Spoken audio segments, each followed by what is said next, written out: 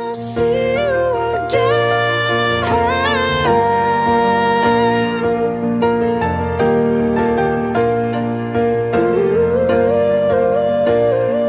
When I see you again. I think we have P9. Very good race, Jules. Finally, 11 points. When I see you again. Hi everyone, welcome back to the Jules Bianchi Tribute Career Mode, and we are really heading into the business end of the season. We've got 4 rounds remaining.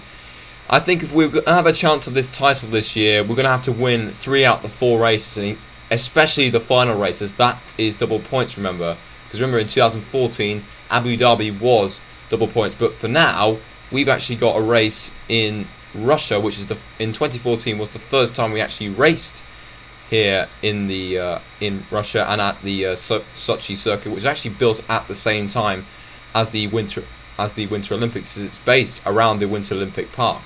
So let's see how we do today.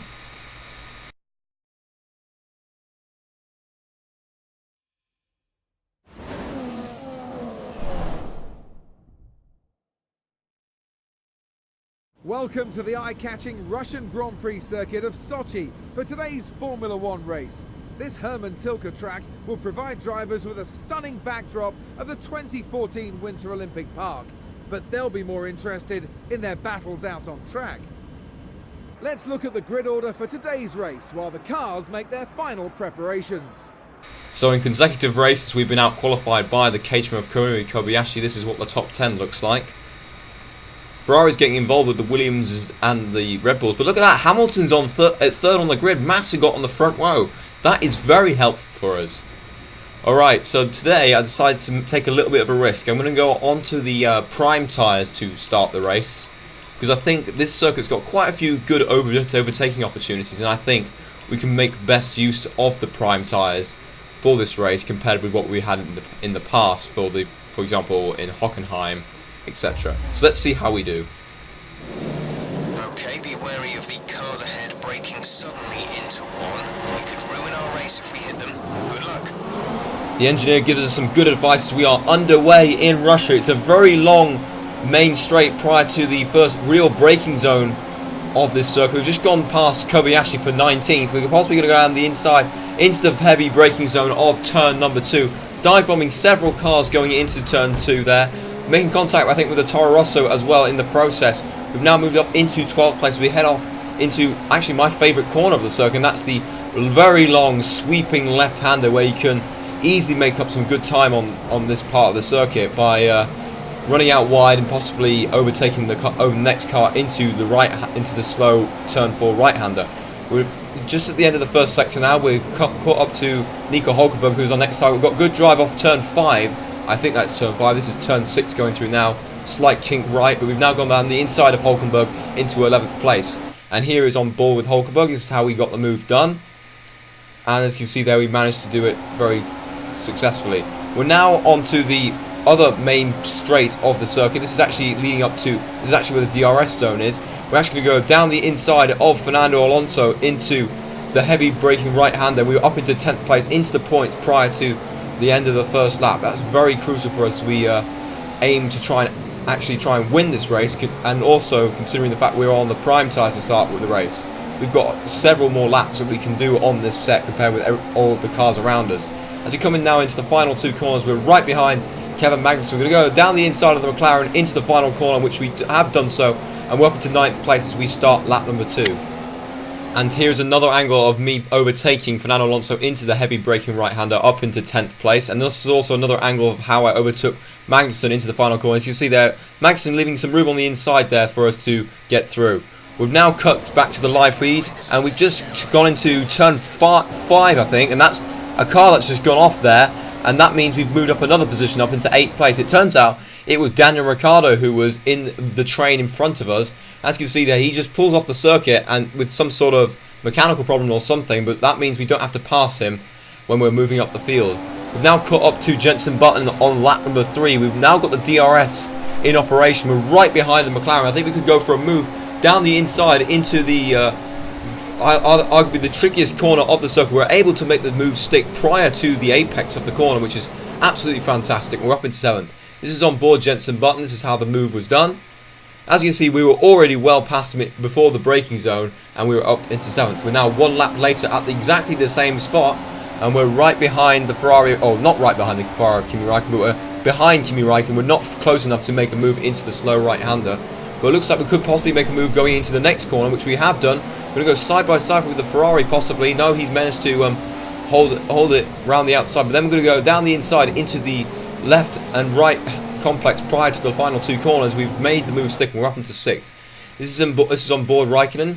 As you can see there, we were able to... He gave us some room on the inside. So I'll take that place every day of the week. We're now on to lap 5. We're in the DRS range of Sebastian Vettel as we head up towards turn 2.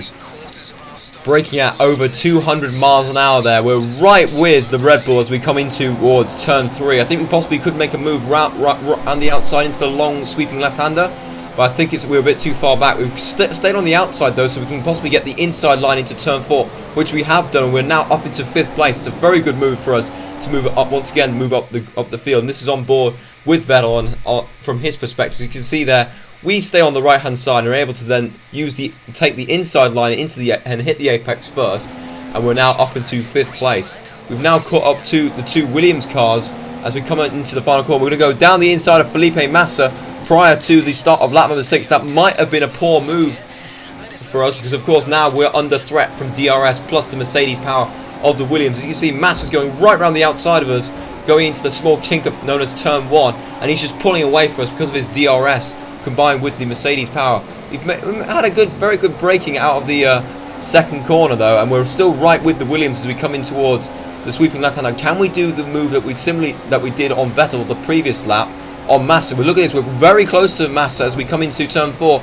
Once again got the inside line as well. We've just forced Massa off the track a little bit there, and we've managed to take 4th place back after being overtaken on the at the start of the lap. This is on board with Felipe Massa as he got passed by us on the previous lap in the final corner. As you can see, the slipstream, Mercedes power and DRS allows him just to sweep past the Marussia straight away. And this is on board with Massa when we make our move back down the inside into turn 4. As you can see there, he left a little bit of room on the inside to make sure it was completely fair. He was slightly off the circuit there, but we were able to hold it out around the outside. But anyways, we're now cut to later on in the lap. Massa is right with us as we come in the 2nd DRS zone. He's gone right round the outside, or actually the inside prior to the slow right-hander, but we've just about held on going into the right and left-hander into... I can't remember what corner that is, but that's the end of the 2nd sector. As you see, Massa got very good drive there, and the DRS that allowed him to repass us, but then we were able to hold it down the inside. We're now on lap 7. We're actually going to come in for our pit stop. But look at this, Bottas is also coming into the pits. So I don't think that. So the tyres seem to last a lot longer the soft tyres seem to last a lot longer than what was predicted. So I don't know if there's a difference in the offset between the 2 compounds, but we'll have to wait and see. I think we're going to be right with Bottas as we come out of the pits. Release. So as you can see, we're going to rejoin it in 4th place. That has meant that we haven't lost any positions, and hopefully these soft tyres now give us an advantage over the cars in front. We're now right with Bottas as we're actually on the out lap. We're possibly can go side by side, and as we head into the end of the 1st sector. Going to go down the inside into turn 5, I think that is. We're up into the podium positions. Next up is Hamilton, and we need to close the gap on these 2 Mercedes, as if we want to win this championship, we're going to have to, I think, win this race. As you can see, we're going to come across the line end of lap number 8. We did set the fastest final sector, but now Rosberg is in 2nd, and Hamilton managed to make his way past his teammate. So we're going to have to continue to push hard and be able to try and overtake them. We're going to go into rich fuel mix, once again setting the fastest final sector and closing the gap on the 2 Mercedes. We're once again going to cut to the end of lap number 10 now. This is what the gap is between Hamilton and Rosberg. You can see there, it's nearly 2 seconds, but between us and Rosberg is around 4 seconds if we set the fastest lap of the race. And now 1 lap later, as we're about to start the penultimate lap, that is Rosberg in the distance. We've closed up massively in this previous lap. I don't know what it is. Maybe it's due to the tyres, to different tyre compounds. But anyways, we're right with Rosberg as we start the as we're in the second sector of the penultimate lap. We could get a move for second place here. We go down the inside prior to the DRS zone. I think we were actually behind Rosberg before the DRS detection point. So that means we get DRS. Yes, we do. So that means we will be safe from any attack from the Mercedes behind us. We're up into second place. This is on board with Rosberg. This is how we made the move stick. So you can see there, he gave us a little bit of room on the inside and he wasn't able to come back at us. We've now coming on to the final lap as we once again set the fastest lap of the race. We're just over a second behind Hamilton here, but he's going to pull away from us in that first sector. But we're now cutting to the start of the second sector. As you can see, we're right with the Mercedes as we come through the twisty section of the circuit. This is where I seem to be much faster compared with the Mercedes in front of Hamilton. So this is an important part of the race. Can we do what we did in Italy and overtake the Mercedes? Oh, not on the final corner, but on the final lap. As you can see, we're right with Mercedes. We're in the DRS range of Hamilton. So can we make a daring dive bomb into the slow right-hander? Let's see what happens. We're going for it down the inside. Can we get the car slowed down and hit the apex? Yes, we do, just about. We're up into the lead of the race with just 4 corners to go. It's not over yet, though. But as we cut to the replay, this is actually from Hamilton's perspective, or the TV broadcast replay from Hamilton. As you can see there, we're I think a bit too far back at in this point, but with us in the DRS range and the slipstream of Mercedes, I thought it's the final lap. I thought, let's go for it. Let's try and get this lead of the race, and we have done, just about hitting the apex. This is on board Hamilton. As you can see, we're locking both front tyres there, trying to make the corner, and we just about make it. As you can see, Hamilton is still right with us. He could possibly make a move down into the chicane, but no, he's a bit too far back. We go wide into the left part of the chicane, but Hamilton is unable to stick his nose up the inside. So it looks like we're going to now win the race. We come through the last 2 corners. We've gone understeered wide into the second last corner, but I think we're going to get away with it as we head towards the last corner and go across the line. We've won the race.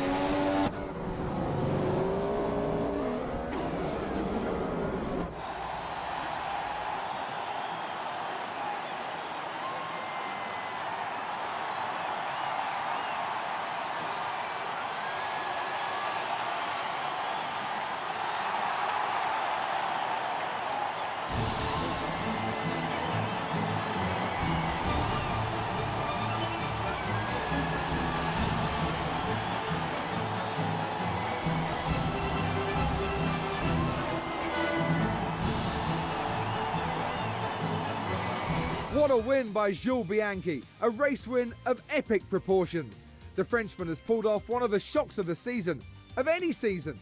What a performance! So, confirmation of today's results. We've managed to win the race today. Hamilton finishing in second, losing only 7 points to us in the championship. Rosberg completing the podium in third place. Bottas in fourth. Sebastian Vettel in fifth, in front of Felipe Massa in sixth. Jenson Button in seventh. Fernando Alonso eighth. Kimi Räikkönen ninth. And Nico Hulkenberg rounding off the top 10 in 10th. Let's have a look and see who else finished the race and who were retirements. I'm pretty sure Ricciardo was the only retirement of the race. If we scroll down, yep, Ricciardo was the only retirement, and that was that incident we saw at the very early on in the race. And as you can see, Max Chilton finishing in 20th place. Let's have a look at what the Drivers' Championship looks like. And as I mentioned before, we've closed the gap on Hamilton by 7 points to 47 points. That's actually what the gap was after the Singapore Grand Prix. So we've really haven't really had the Japanese Grand Prix. We just saw us trade wins and second places there. As you can see, Vettel and Bottas have moved up into the top fourth and fifth respectively. I'm sorry, and that's pretty much nothing has changed from there. So let's have a look and see what the Constructors' Championship looks like. And that, as you can see, Marussia have managed to maintain that second place. And I think that's primarily because Ricciardo also retired from the race, which meant we were able to outscore Red Bull pretty easily there. I hope you guys enjoyed this race today. If you did, please like, comment and subscribe. And I'll see you for the next race where we head off to America for the Circuit of the Americas in Austin, Texas.